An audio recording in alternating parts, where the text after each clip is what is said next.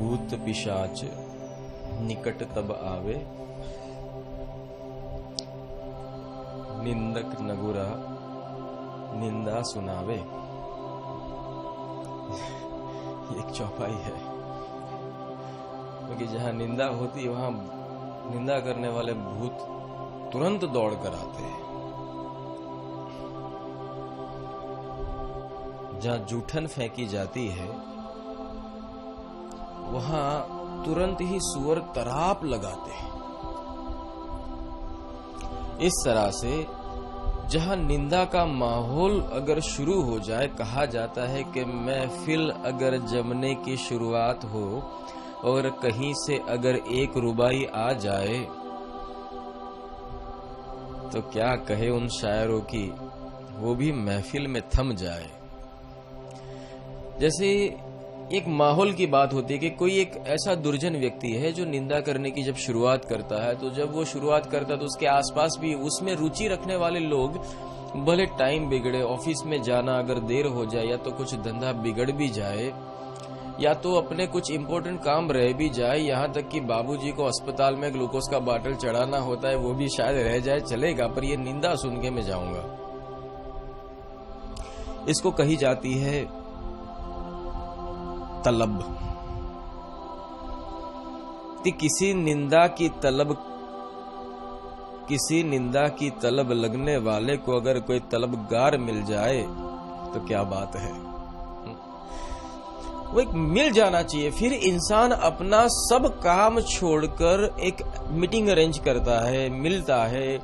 जैसे कब आप आ रहे हो, हमें बात करनी है।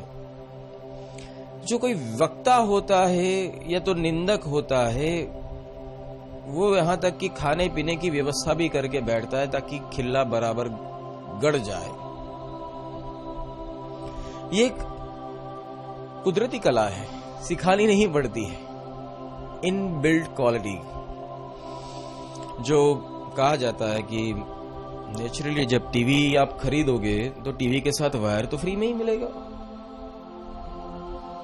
इस तरह से जब मन है तो वहां निंदा सिखानी थोड़ी पड़ती है भाई, वो तो अपने आप ऑटोमेटिक सिस्टम के अंदर इनबिल्ट होता है।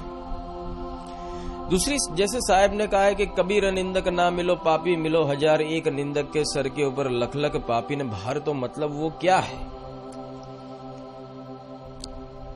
शून्यावकाश के अंदर कैरम खेलो, जैसे स्टिकर लगाओगे वो गोल गोल बुमरैंग की तरह वो स्टिकर घूमती ही रहेगी। जिन जिन जगह जाएगी उन जगह से रिबॉन्स होकर वो कंटिन्यूस चालू रहेगी।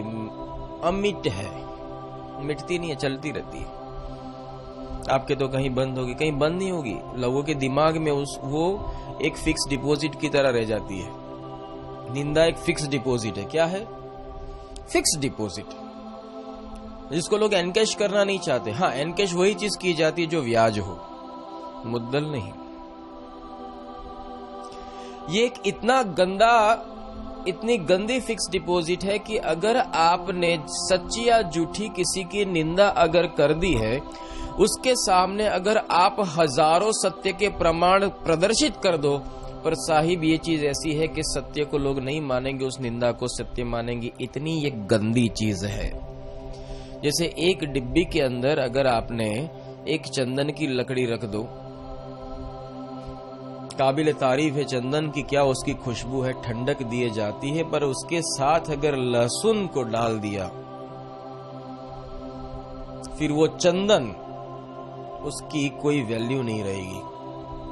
और जब लहसुन का रस जब चंदन की लकड़ी पे लग जाता है, चंदन की लकड़ी अपना गुण छोड़ देती है। फिर चाहे कितने भी प्रमाण आप चंदन के देने की शुरुआत करो, वो चंदन नहीं, लहसुन की लकड़ी ही कही जाएगी। इतनी गंदी निंदा है जो एक चंदन को लहसुन बना देती है।